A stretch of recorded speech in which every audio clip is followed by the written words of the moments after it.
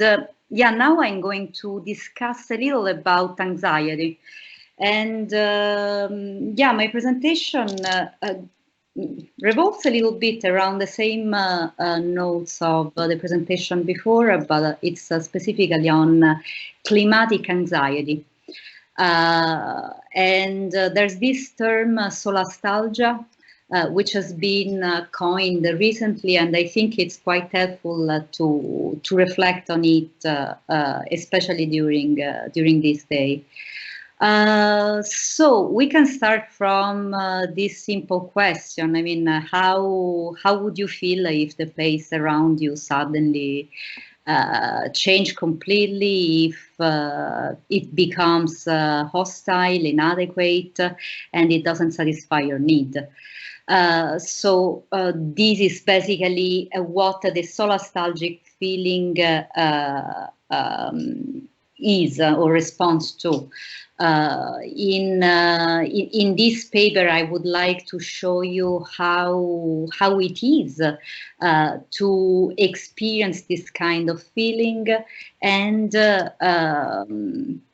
also what we can do, because I don't know, given this recent pandemic and the ongoing climatic crisis that we are facing during these days, I think that it's time to see how mental health responds to this crisis and how we can help people in relation to that. So in the first part, I will just describe the phenomenon of solastalgia, and in the second part, I will show how emotional geography and phenomenology, so the interaction between the two, can help to build a ground favorable to overcome the problem, and what are the tools that we can actually provide. And I must say, the solution falls very much into the realm we were describing before. So instead of finding a strict index, trying to rely on the lived experience, case by case. So what is solastalgia? This term was coined by Albrecht in 2005. He's a philosopher during EcoHealth Forum in Montreal, and the term is composed by a Greek and a Latin word, so algos to mean pain and solatium to mean comfort. So basically solastalgia is that kind of distress, growing distress that you feel because you lose that sense of comfort that the place around you provides for you. So it's a very specific sense of discomfort. That's why I think it's worthwhile to have a specific term for this problem, because the pain that this problem elicits is not similar to homesickness. I mean, it is true, the change that a climatic crisis creates in the place in which you live might make feel the person at a loss and without a home. But it's not exactly the home that is missing. It's as if reality at once is collapsing. It's the problem of the place. So solastalgia is a specific phenomenon of anxiety that is connected to the notion of place. Suddenly, the person collapses into a no-space time dimension from which it's difficult to come out. So I think that, first of all, phenomenology can help us to define the notion of place. Here, there's a long quote. You can read it on the PDF and take your time. Here, I emphasize just these two lines. I mean, solastalgia, yeah, it's not about looking back to some golden past, but to having lost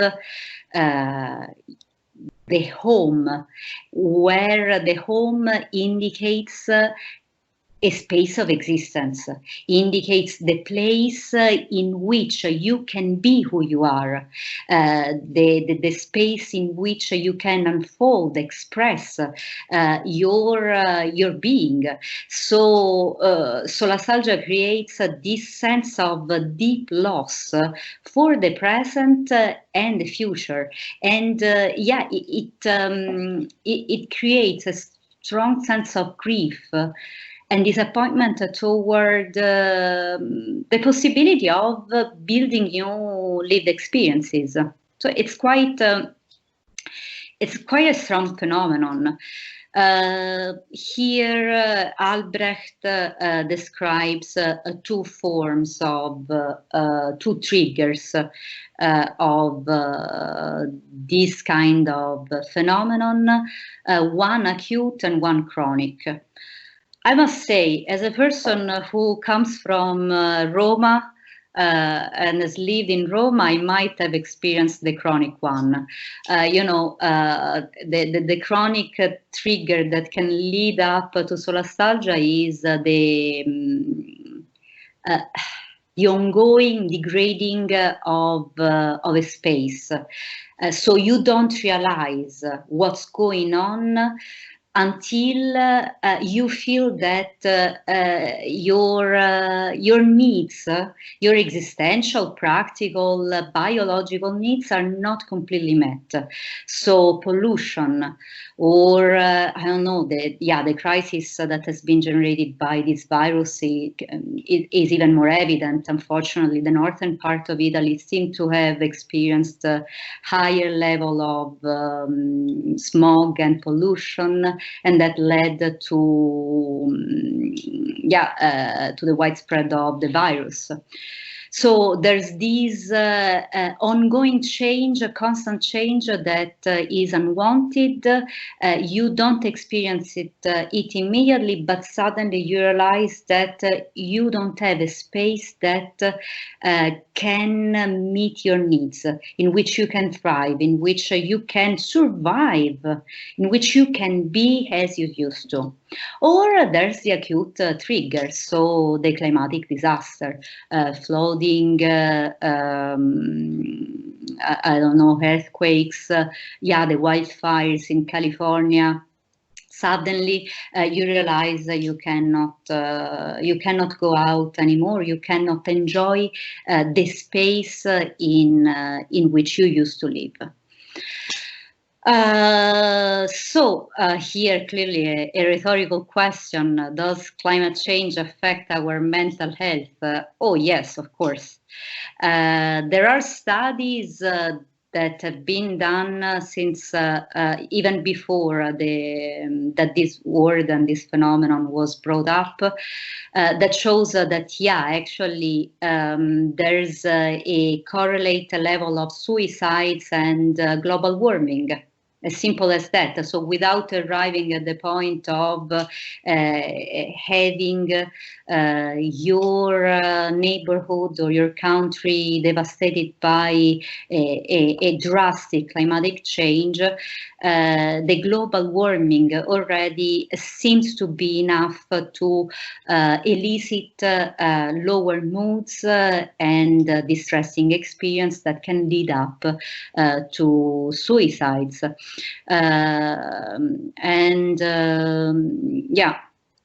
Climate change became a topic more and more interesting for global mental health and the changes that we need to import in order to help people.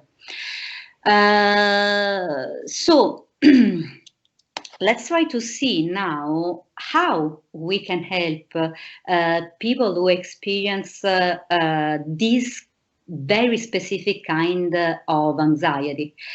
I would, of course, use phenomenology, and I would start from the sense of reality that certain emotional states can create. And here, of course, I would use the phenomenological and the German term for reality. I mean, we have these two useful way of indicating reality, real and real. So on the one hand, we have reality itself as it is, as an sich, something that is there, present. And on the other hand, we have the reality as the emotional content, as the correlate of our individual experience. And clearly, it's on that sense of reality that we have to intervene. At some point, affectual geography, which is a very interesting discipline that manages to describe the sense of space according to the emotions and the affects that we attribute to that space, shows how traumatic events have the power of creating a sort of a blackout of emotions. That means that when we live a traumatic experience, the space itself transforms into a black hole.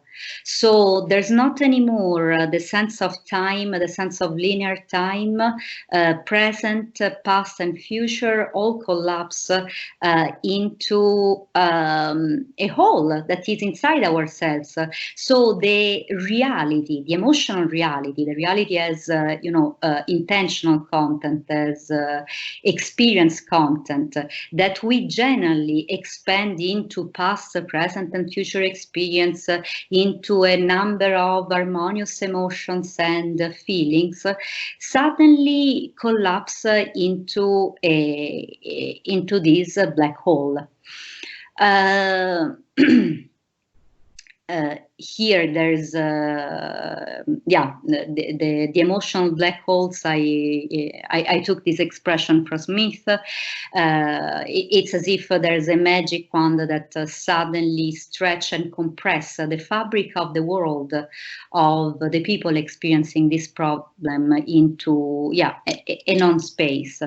Sartre defines this kind of anxiety that he attributes to the anxiety of the phobic person, as if the world becomes a world of madness, as if it's the dreaming quality of the world and not anymore a sustainable reality in which you can function, in which you can live.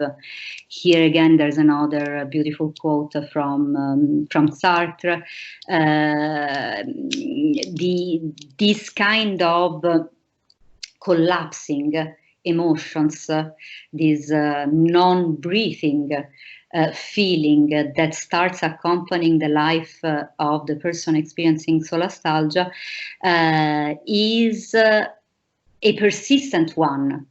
Since there's no linearity of time, since our normal way of functioning is collapsing, the emotion in which we, the solastalgic person, collapses becomes a steady emotion.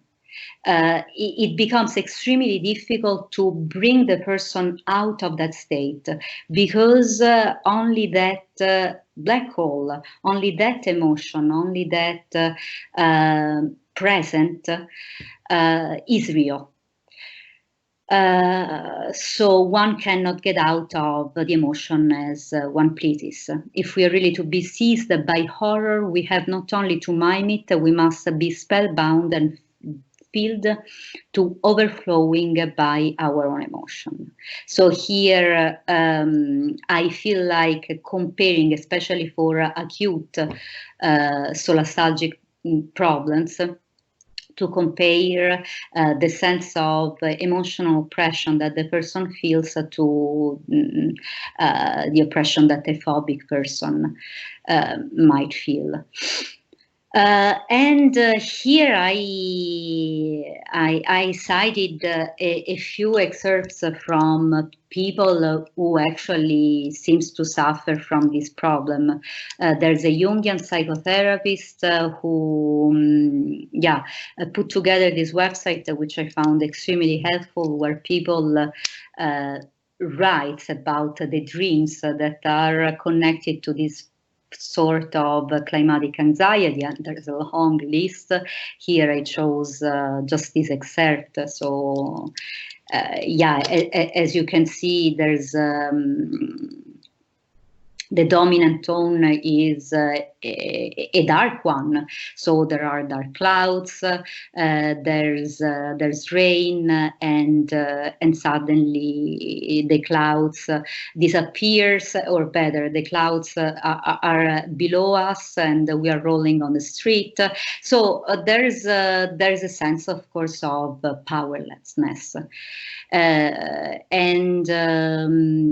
This powerlessness, of course, is not just an emotional problem, but it becomes a physical one.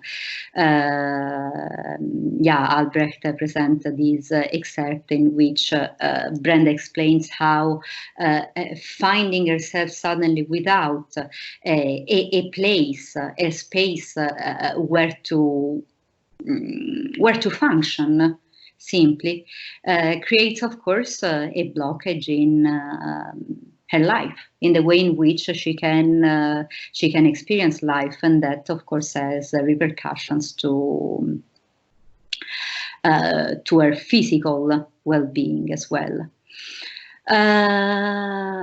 So what the essence, and now just to fit into the 20 minutes, the essence of what happens in this kind of phenomenon is that the sense of impending doom works as a sort of a spell that pushes the person living in this kind of traumatic dream into a black hole. So the person loses its own trust in the harmoniousness of life, loses trust into in the sense of belonging. Echo, that's the other point that needs to be emphasized. When you are in this black hole, your body, first of all, is not there anymore, because it's just, it's as if you are transformed into an evanescent kind of presence. So the level of loneliness is incredibly deep. So you don't belong to your body, and accordingly, you don't belong to any community. This is another point that the citation of from Albrecht, from what Brenda was saying, came up. There's isn't anybody out there listening. And it's extremely interesting, because she says, I know how much worse my asthma is. This excerpt in particular shows how, in this black hole, you stop breathing. And you don't see anyone around you. And I think that phenomenology can bring great results in just looking at this phenomenon, just reading these passages, and using the analysis that has already been done of important notions that are keys in these problems, like the notion of place, of belongingness, of reality.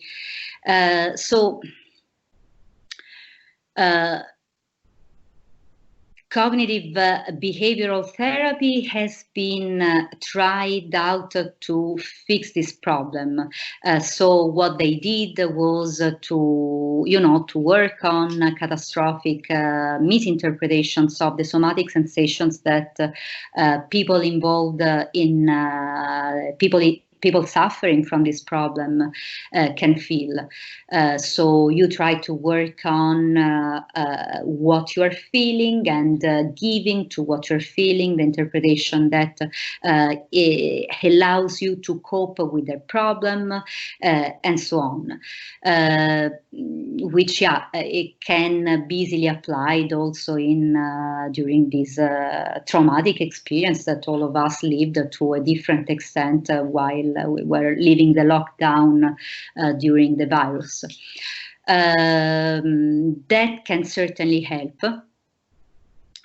There are other approaches. I thought I mentioned it here. But it disappeared.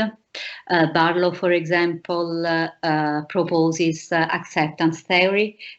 So you just try to be compassionate with all the overwhelming feelings that suddenly hit you, and you try to be there and listen to each one of them in order to recreate that connection that has been broken down from the shock and the emotional collapse.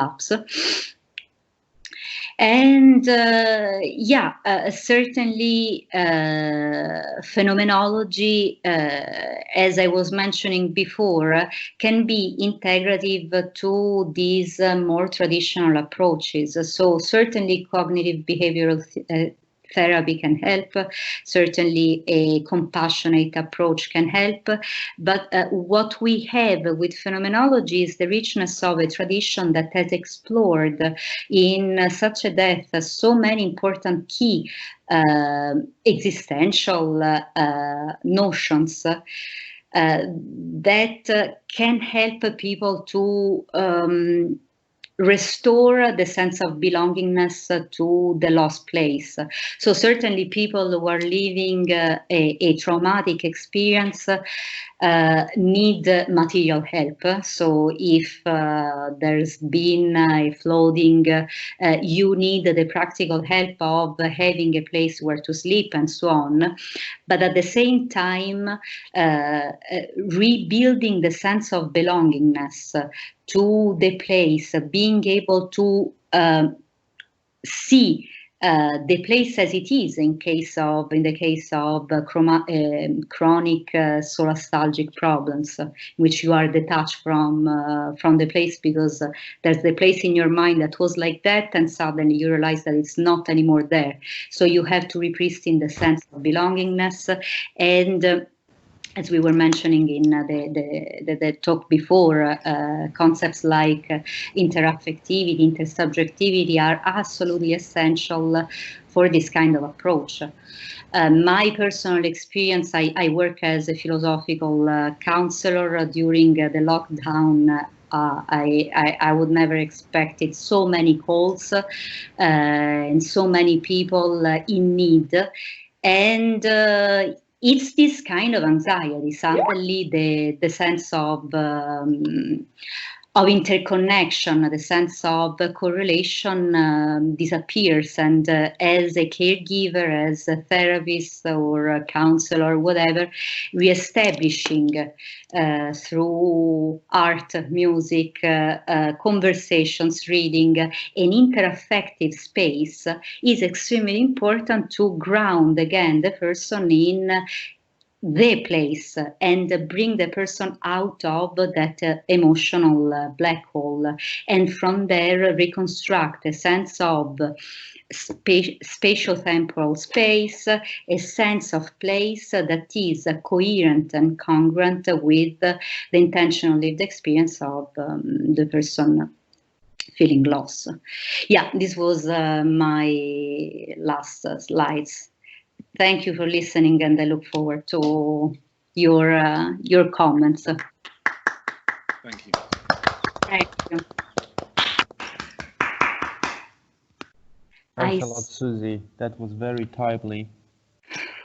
I started before the crisis, and then I realized, oh my God, we are already there.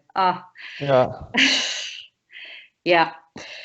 Richard, yeah, thank you. So you got the questions, yeah. So correlation is, as they say, no causation, absolutely. So should we really extrapolate from climate change to suicide? That's absolutely a good point. Furthermore, climate dreams are surely often not about the climate at all. Yeah, there's the interpretation of the dream. Rather, they are in the register of pathetic fallacy. I don't know this category. That is inner emotional weather, that is mood, painful feelings, and so on, gets portrayed externally as actual weather changes. Our everyday language, at least in English, carries this. A dark atmosphere hung around him. A black cloud clung over him. It was all sunny and light, etc. 3. Might it not be that today's talk of climate change often exacerbates the misery that people symbolize in climate terms, so that persecutory anxiety deepens, which has nothing ultimately which has nothing ultimately to do with climate change. All right, there's a lot to say here. Thank you, Richard.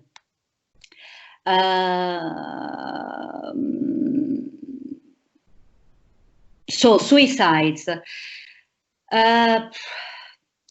Of course, I can tell. I agree with your skepticism. I mean, of course, let's be cautious, absolutely.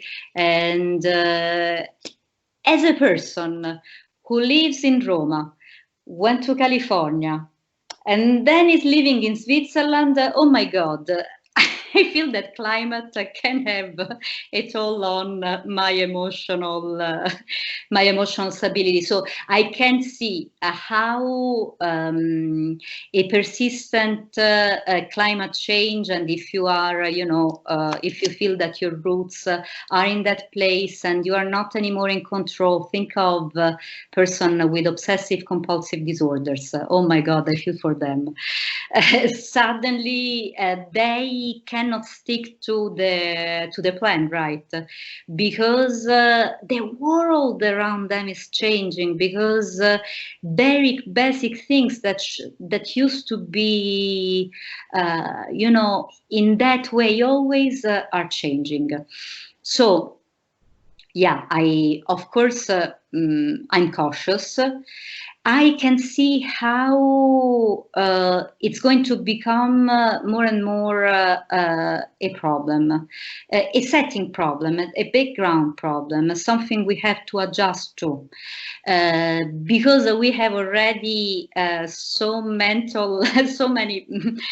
things, mental things on our plate, that certainly this will become another layer. Dreams, yes, of course, yeah. I mean, it's no science. It's absolutely difficult to say, okay, this is about climate. But I do praise the initiative. I do praise the fact that we can create a forum in which people can share their worries about climate, about environmental changes,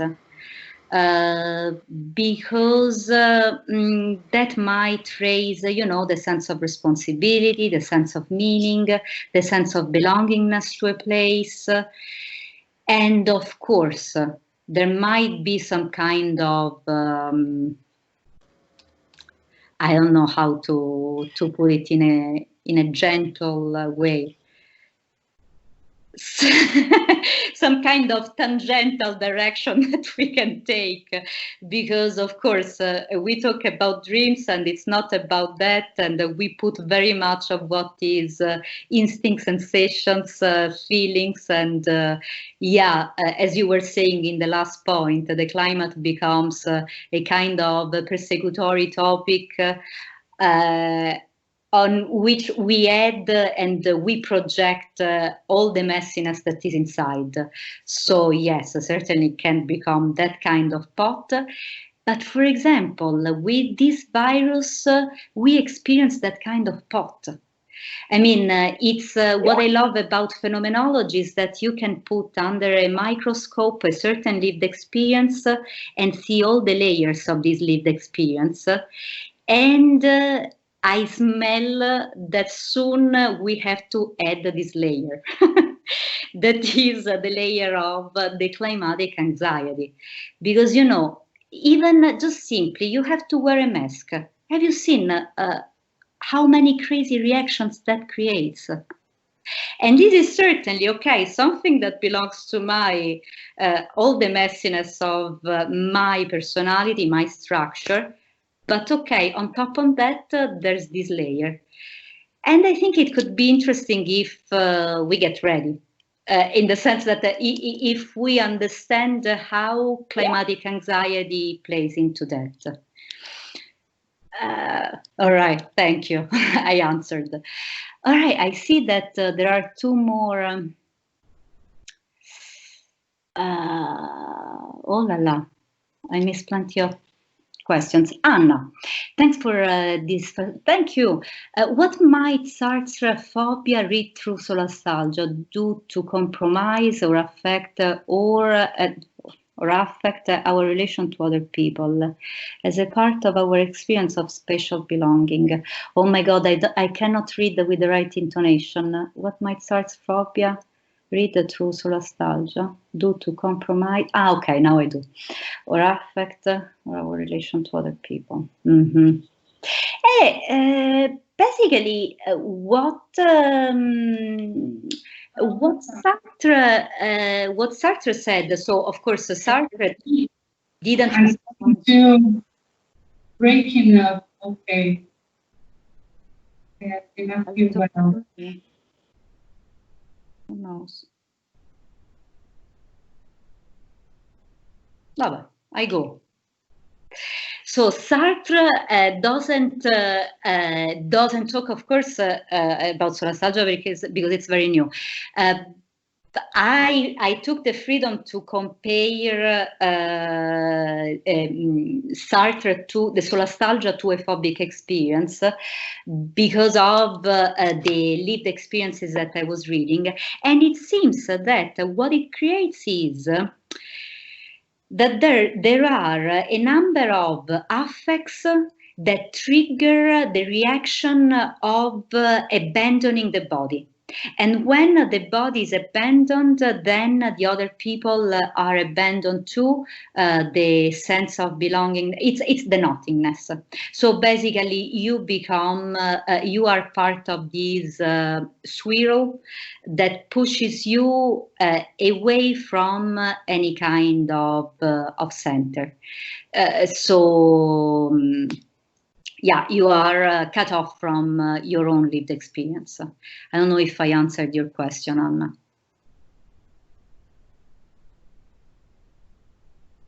Who knows? Meanwhile, I read Donna. Thank you, Donna. How does this state differ from a state that is imposed upon the body, that is chronic illness? Ah, that's interesting, thanks. Chronic illness in which one cannot go on being as one once was. Is this experience as the external environment? That's a very good point. And is this, in Heideggerian terms, an inability use the usual defenses usually in place to avoid? Yeah, that's a very good point. Yeah, how is solastalgia different from aging, for example, right? Because the chronic solastalgia, for example, slowly you lose the use of, I don't know, your body, or a painful disease that suddenly prevents you from half of your normal activities. I think I don't know. I didn't think about this problem, and thanks for bringing that up. My first reaction would be that solastalgia gives you more chances in existential terms. I mean, while aging, dying is something irreversible, as we all know. If you are, I don't know, in your 16 and suddenly you live in a neighborhood in which you are not capable of playing outside anymore, or think about I don't know, Bangkok, for example, where you cannot stay outside for a long time because it's too hot, it's too polluted.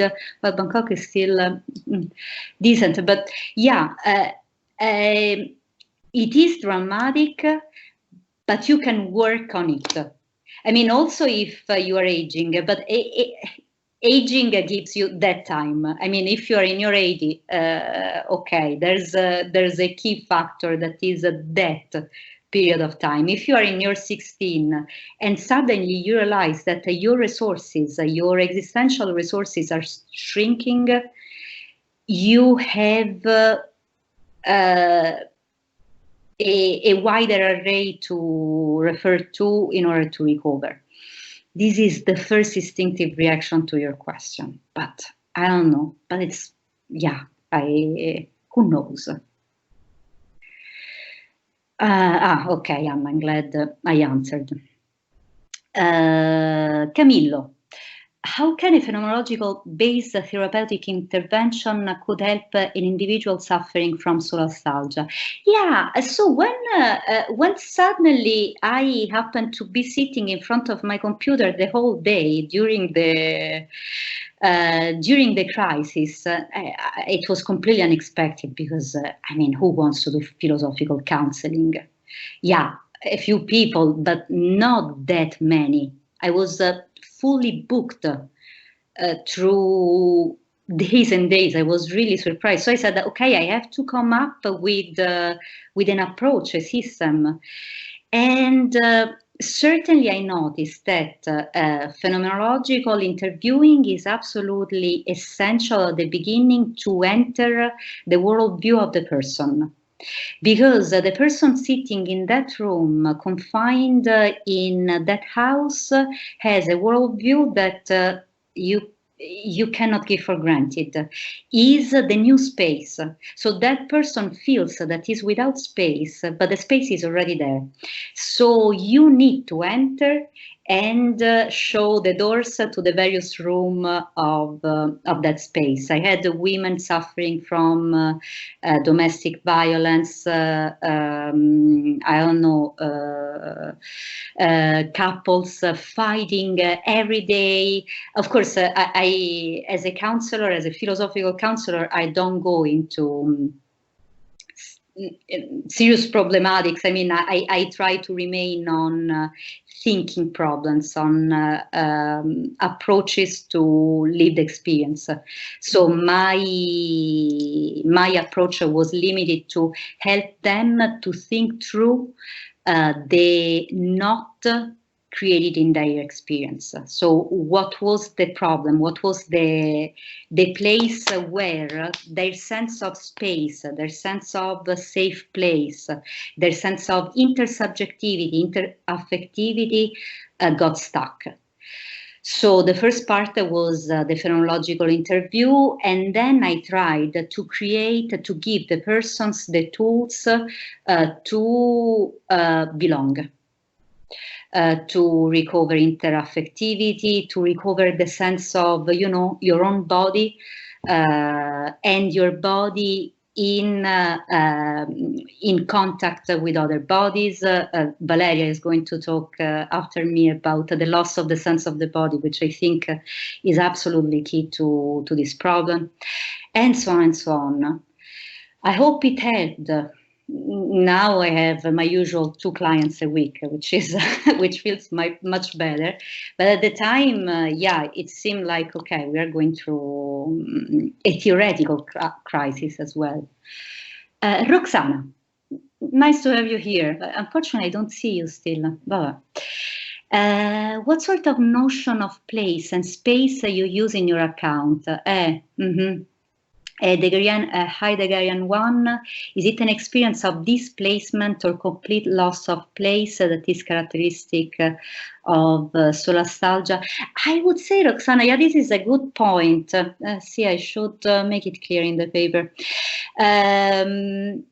I would say both. So when the anxiety, when the climatic anxiety, when the solastalgic anxiety is particularly strong, it's a complete loss of place, which turns into a panic attack, basically. So the person feels completely lost.